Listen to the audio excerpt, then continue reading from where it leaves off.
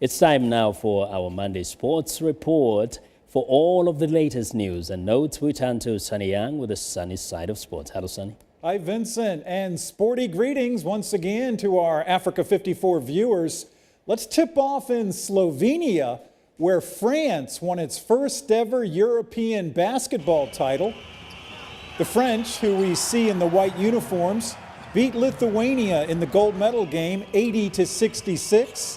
San Antonio Spurs star Tony Parker was the tournament's most valuable player. He described it as a great victory for French basketball.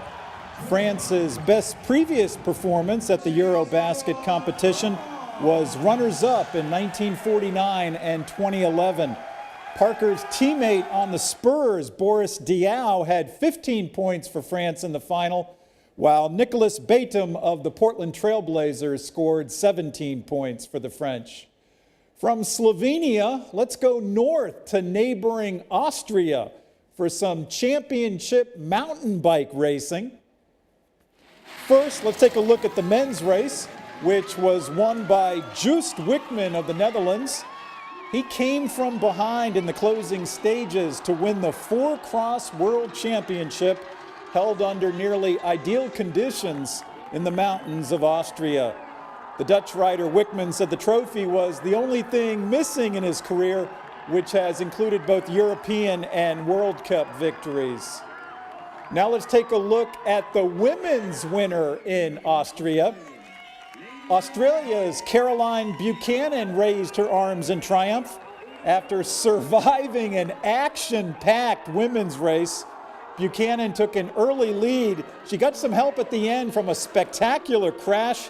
Anneke Beerten of the Netherlands took a tumble, and she ended up having to carry her demolished bike across the finish line. Buchanan said her victory was a good way to finish up the international mountain bike season. She competed recently at another race in South Africa. I'm VOA's Sonny Young, and that's the Sonny Side of Sports. Vincent?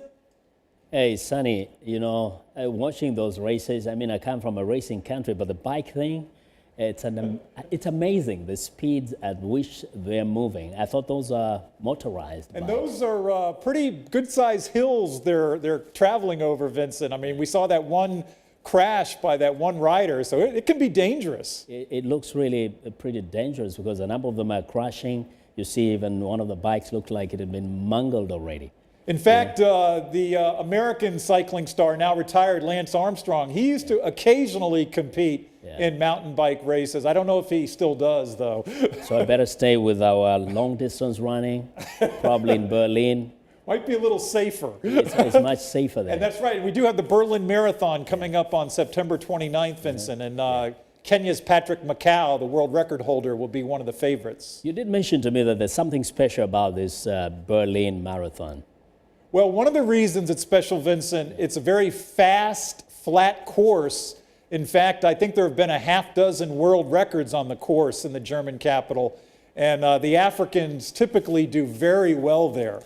Oh, so actually the terrain determines how they perform, at least in terms of the time they take for the race. And also just the layout of the course. If there are a lot of turns on the course, that can slow down the runners.